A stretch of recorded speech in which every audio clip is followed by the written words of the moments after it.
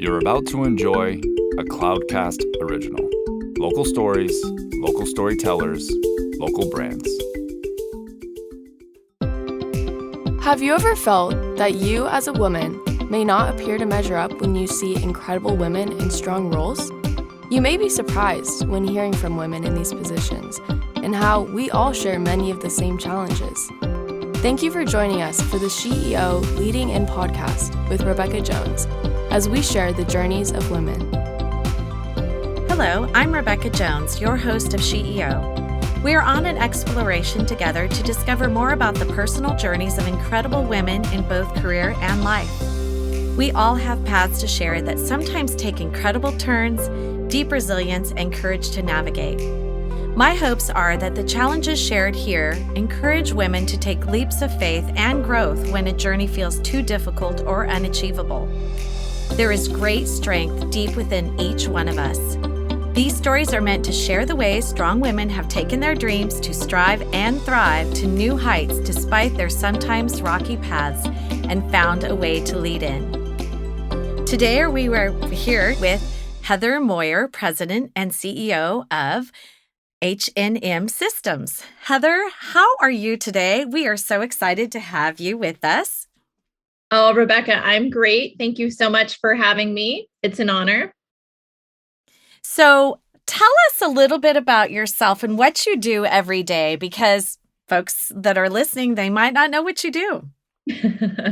Yes, I've gotten that question once or twice. So I run a staffing and consulting company. We focus in all things wireless, wireline, Internet of Things, smart grid, and digital transformation. So if you think of my business, you can think of a temp agency, for example, but instead of temporary workers that would come in and provide administrative support, we provide highly skilled electrical engineers, project managers, construction managers, outside plant engineers, and other resources that help to build wireless infrastructure. So that 5G, you may have heard of it, putting up with those cell sites. Some commercial Wi-Fi systems and smart grid deployments. Did a lot of work here in San Diego and nationwide. So right now we serve 26 of the 50 states. Our goal, and we will be in all 50 by 2023. Well, I think now more than ever, people realize how important our technology is and setting up the infrastructure for that. And I do have a question, though, for you that's specific to the pandemic. Have you been seeing a shortage in workers or not so much in your industry? Because I hear this every day from so many different business sectors. I was a little surprised when folks in healthcare actually are experiencing that. So tell me a little bit about that. Yes, we absolutely are in a post-pandemic labor shortage in our industry as well as across the board. I think there's been a real shift in why folks are looking to show up to work every day. And what I mean by that is folks are really looking for purpose-driven organizations. They want to work for people that are serving humanity, serving each other, serving the community, which I'm really passionate about. And they really, the workers really have a new lease on life as it relates to what should be required of them as an employee. So whereas it was mandated, expected, required that folks show up from 8 to 5 every day for most organizations, that is no longer the case.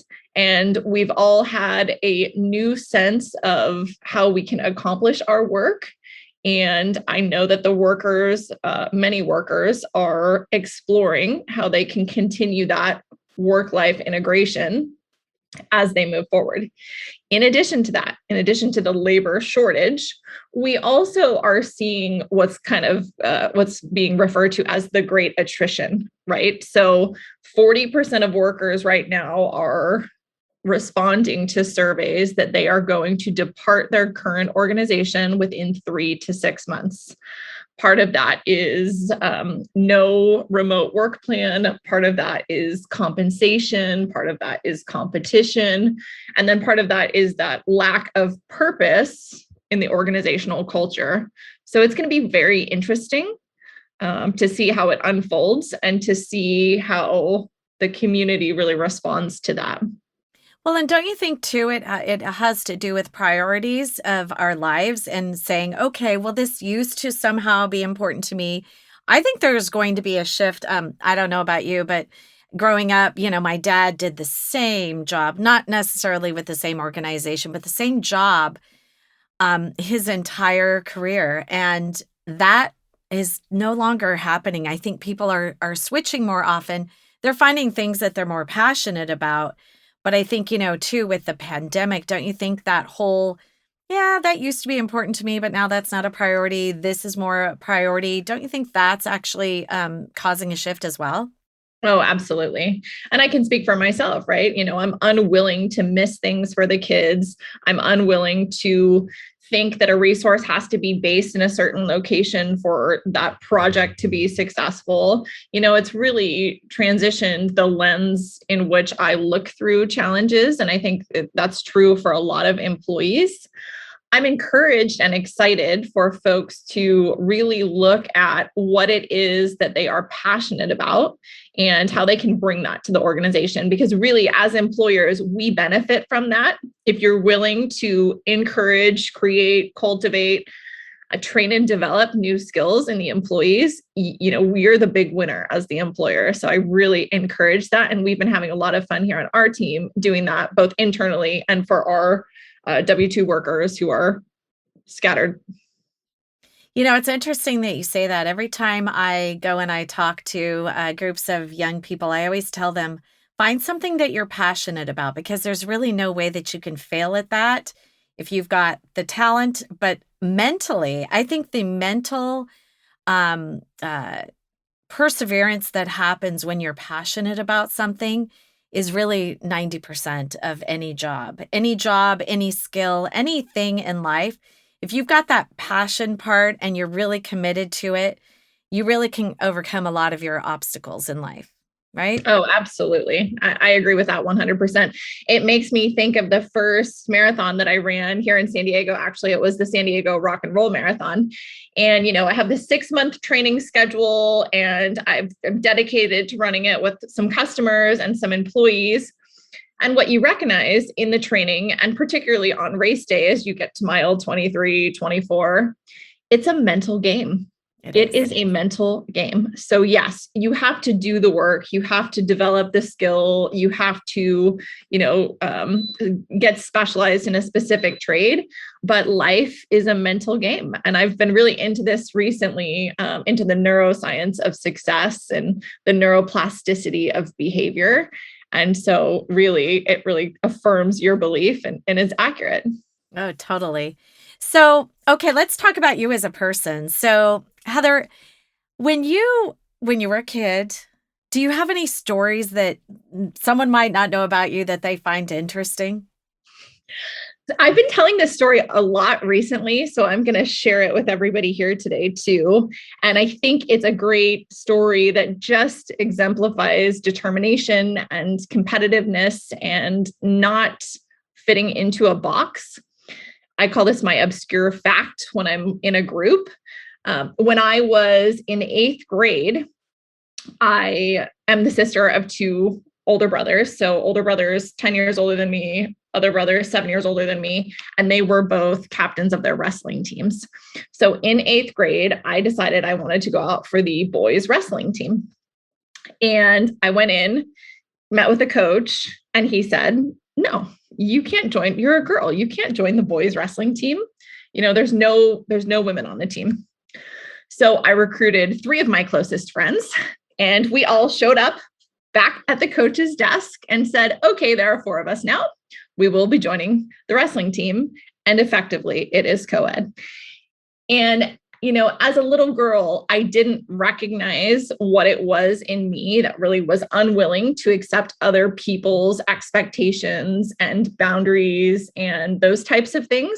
But as an adult, I see a beautifully emerging little girl who is going to succeed and who's going to question the norm, who's going to believe in herself.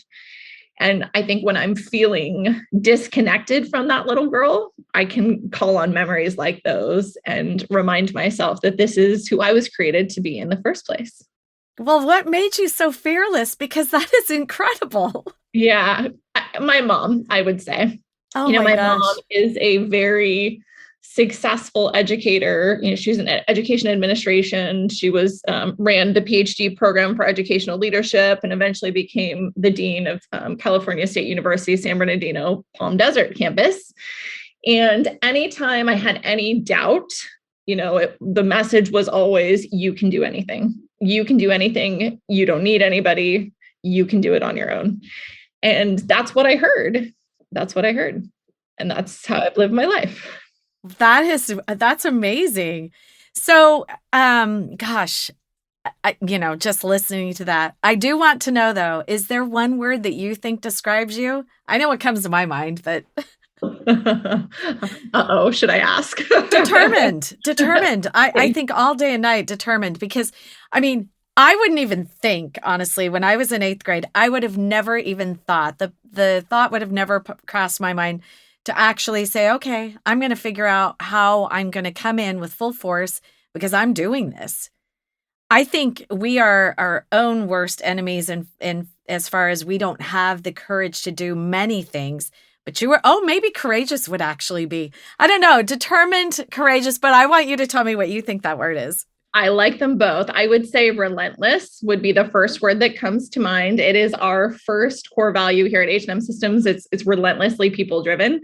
But really, if I think about myself and my path and my journey, I am just relentless in the pursuit of my own dreams and goals. And, in the company's North Star, which is to positively impact 3 million lives. So I am relentless for sure. So what made you start the company? Tell us how that all came about. It's a fun story. I was fogged into San Francisco International Airport. Anyone who has ever been there has likely been fogged in as well. I was 26. At that time, I was the president of an automotive finance IT staffing company here in San Diego. That's a whole kind of beautiful journey story on its own.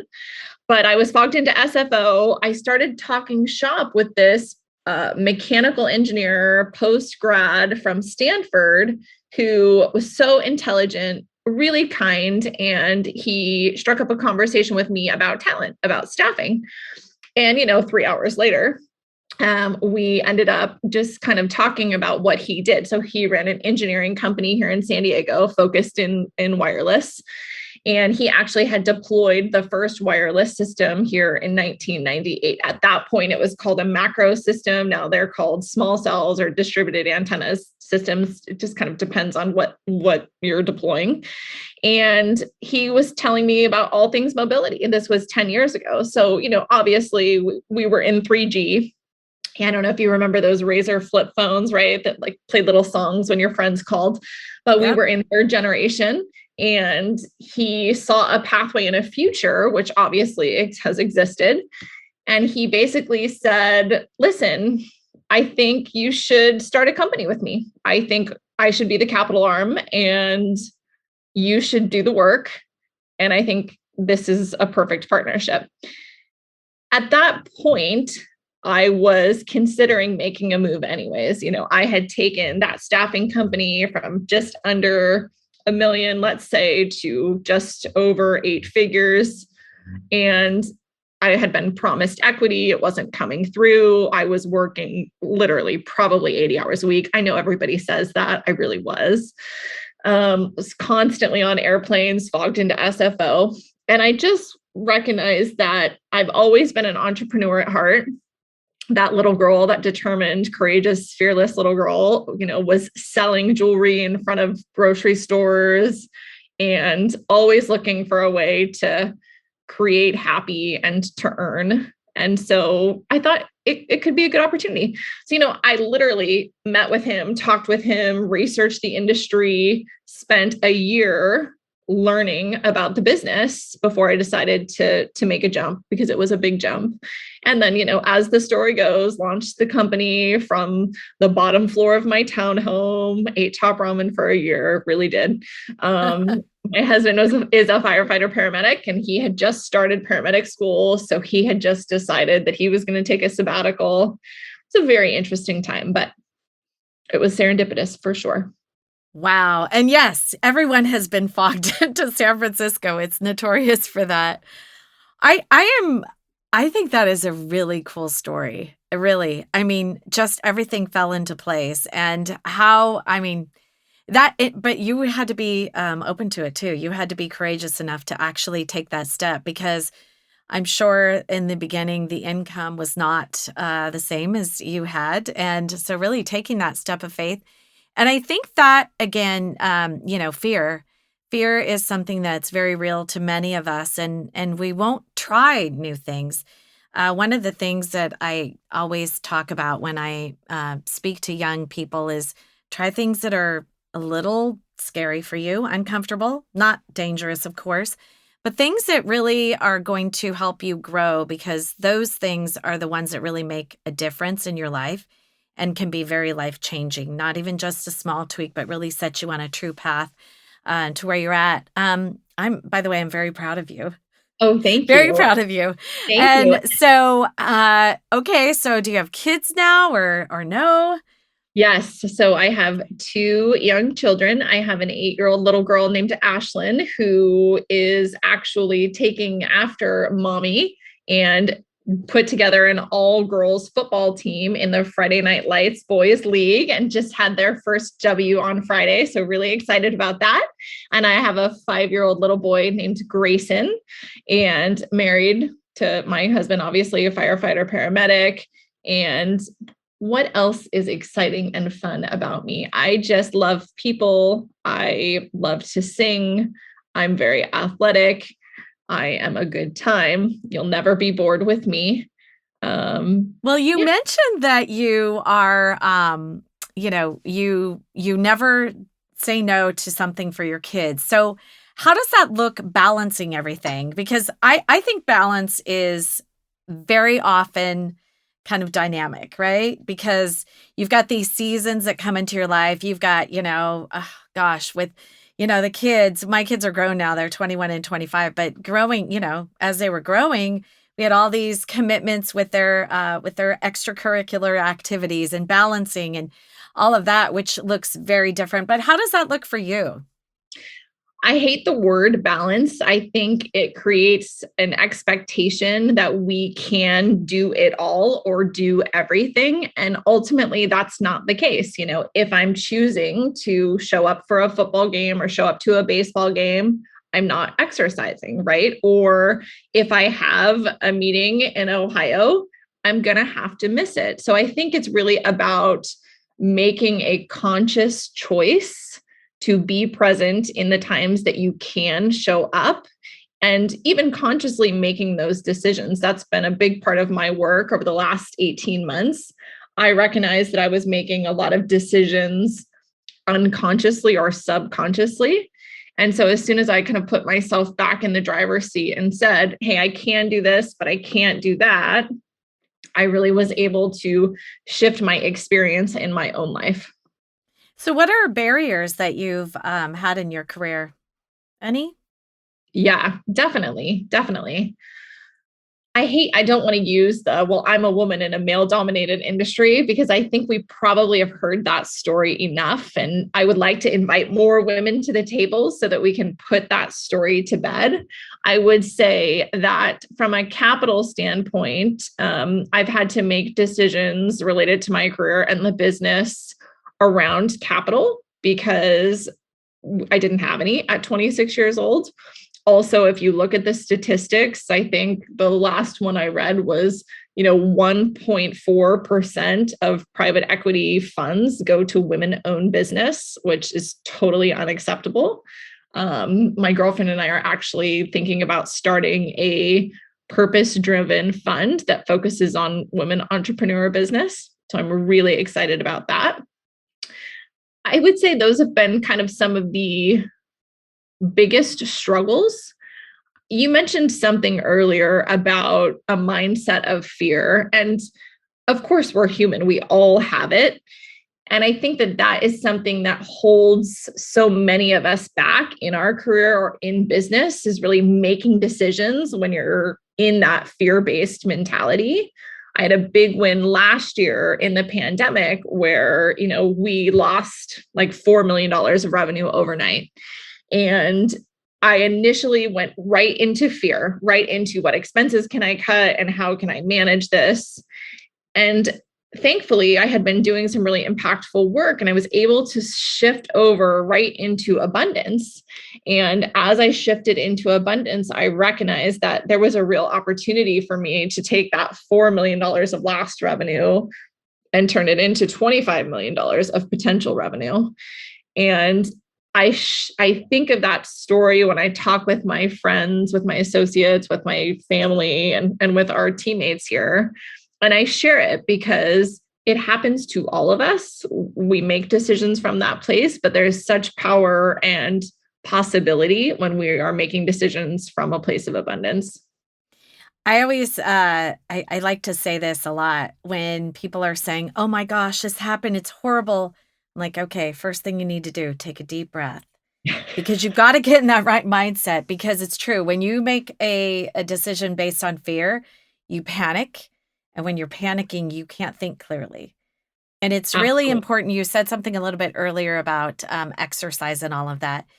Part of it, I think, is having a good well-being with your body and being centered and all of that. And you really have to find time and make time. And trust me, I struggle with this a lot. But finding that time to become balanced before you start making serious decisions, I think in business is critical. And whether you are going to plummet or you're going to rise. And I think especially during, the pandemic, I think we've seen a lot of that happen. True leaders have risen and done better, and other folks have not been as well or done as well. And they've either stayed where they were or they've actually had serious issues and plummeted. So I think that brings out the resilience and what you said about, the mental aspect of things. Yes, because absolutely. It's true. I actually, so I've never done a marathon myself. However, I did a large hike, and it was 40 miles in 3 days. And I said to myself, I can never do that. There's just no way. I can't do it. And I trained and I did what you said. And I ended up being on one of the most difficult teams. And I kept thinking to myself, there's no way I'm going to be able to do this. There's no way I'm going to finish. I actually did so well. I was one of the strongest hikers because, again, that mental part and finding it in yourself is so important. And, I think you had it very early on, much younger than I found in myself, because you were that little girl that said, oh, someone told me I can't do something. I'm going to move forward. I'm going to create a team of several girls that are going to be out there on that wrestling mat. Absolutely. That's incredible. Totally incredible. So on this journey, I think you've talked about how you got on the path, how it chose you. But what are you most passionate about and proud of, in doing what you've done? I love this question. I would say, going back to the North Star for our organization, our North Star is to positively impact 3 million lives. And that doesn't necessarily mean that 3 million people are going to work for or with us. It means that 3 million people are going to be developed, be cared for, be loved, be just served by us, whatever that looks like. And I'm so passionate about really making that impact in the world and encouraging other people to consider the way that they can do that. I mean, this podcast is such a great example. You are here sharing experience with folks who are successful, right? And I say that in quotations, right? Because what does that even mean? But that are successful and who have walked a path, and your listeners get to hear about what that looks like and lessons learned, and hopefully that will serve them. So I'm really passionate about being that person, being that light in my organization, and really encouraging and inspiring others to follow their calling, should they also have that propensity for good and change. Well, interestingly enough, kind of what you said a little bit earlier about not just, I mean, you didn't say it specifically, but it's not all about money for you. No. I love that. I love that because truly in life, I mean, you're a lot of people can make a lot of money, but they're not really impacting people. They're not changing lives. And how lonely is that? I mean, that's the difference between, being rich and being wealthy. And, I'm interested in the latter. Yeah, definitely. And you can't do that if you're just so focused on making money all the time, because you're not impacting people. You're not really encouraging people. And I just, your philosophy in business, I've been hearing this a lot lately. And I don't know if it's specifically a woman trait or a trait that is overlooked because of the rush to get to financial freedom and all of that, and owning this and owning that. I think a lot of what we've done in society, and I don't know if it's just because we're always measuring ourselves to other people. I'm not sure of the reason, but there's this, oh, this is what I want to be, but they forget about in their heart and, emotionally who they want to be. Right. And who we actually already are, right? I think you talked a little bit earlier about thriving and striving. And this was a philosophy and a principle I really looked at several years ago. I was really striving. I was striving to be the best. I was striving to earn the most. I was striving to do things differently. And all of a sudden, I recognized that I was empty and kind of tired. And I recognized that really I wanted to be more of a thrivalist, right, than a survivalist, and, welcome the life and opportunity and adventures that came with that. So, what's interesting is I do say that a lot, and it's actually dreaming, striving, and thriving, because you can't have the thriving without the dreaming in the first place, in my opinion. Because Absolutely. I mean, let's look at life. I mean, you look at people that are successful, a lot of times you're just going, oh, I have no idea how they got there. And that's why I think women sharing their stories specifically, because we always look at, okay, we're supposed to fit in this small mold.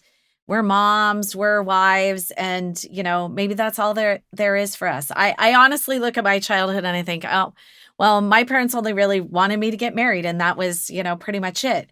But I look at all the things that I started dreaming about and the things that it honestly fell into place.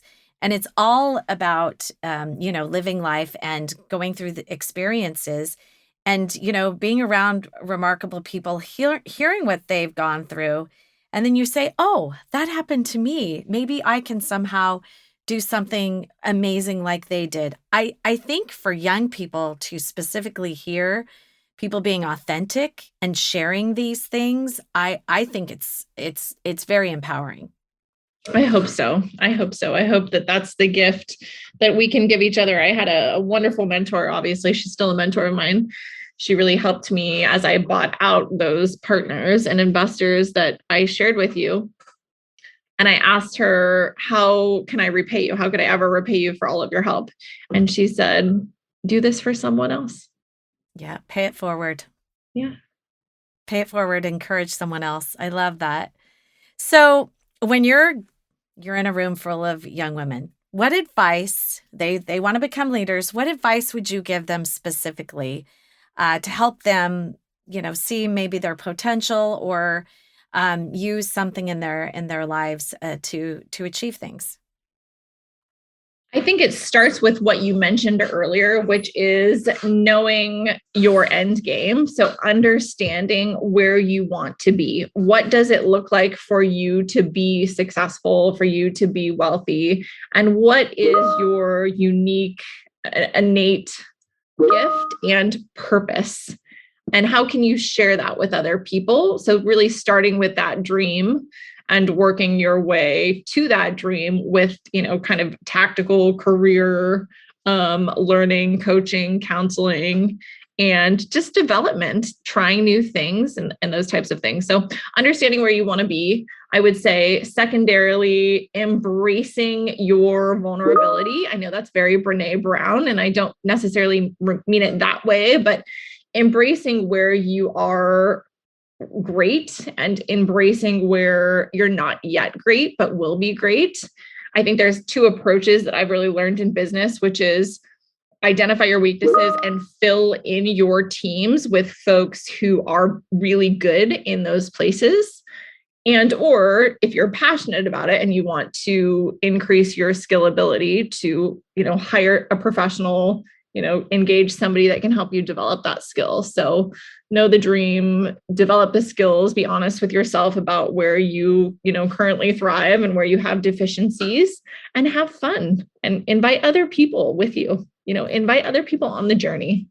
Well, and I was going to ask you about that too. So mentoring, have you done much of that? Because I think, again, you were talking a little bit about you're in a very male dominated, I mean, you don't want to use that term, but a male dominated industry. Have you actually done much mentoring, or have you even thought about it? It seems to me you probably have thought about it, but why don't you talk a little bit about that? Oh, I'm so passionate about mentorship. I love that you even asked me that question. I was the mentorship chair here for EO San Diego for several years. So I helped facilitate matches for EO San Diego with Chairman's Roundtable and also with YPO Gold. That has been one of the most rewarding things that I've done, because you're able to match somebody with somebody who's been there and done that and has no financial obligation, but is really invested into the success of the mentee. So that's been a really neat, unique training. I hope that my staff would tell you that I mentor all of them. I hope that they would tell you that I am their coach and their leader, not their manager. And there's a lot of mentorship development programs that we have within our own organization that helps to serve our business. I also hope that I'm a mentor to many of my friends and associates in the industry. That's great. Well, and again, sharing your successes is a very important part of that. And then also your failures and being authentic and talking about those things, I think is incredible. So what's next for you, Heather? What are you going to do next? That's a big question. How much time do you have? I don't know. How much time will it take? Yeah. Well, obviously, my primary focus continues to be here in the business. I've shared, with all of our team that our goal is to get this business to a really impactful threshold to impact those 3 million lives and then to have an exit. So that's the goal by 2025. In that time, I'm looking to write my first book, record my first album, open a fund for women in business, and potentially open a health and wellness sanctuary as well. So a few things. Oh my gosh, that is incredible. Well, don't spread yourself too thin. But I imagine you will probably bring along a good team, which you definitely need to have help you achieve all of those things. So thank you so much for joining me today. I really appreciate your time. And I'm excited to watch you. And let's regroup and have you back on when you hit one of those goals that you talked about. I would love to do that. I would love to do that. And thank you again for doing this, for sharing these messages and creating this platform. It's really inspiring. Thank you. I appreciate it. Now that was powerful. We hope you've been lifted and encouraged by today's inspiring voice. Always remember that life doesn't look exactly the same for each one of us. Never stop dreaming, striving, and thriving. In future episodes, we look forward to bringing you powerful stories from amazing women who learn how to lead in to challenges. Thank you for listening and being part of our community with SheEO host, Rebecca Jones. You have been listening to a Cloudcast original. Local stories, local storytellers, local brands. Find more stories at cloudcast.us.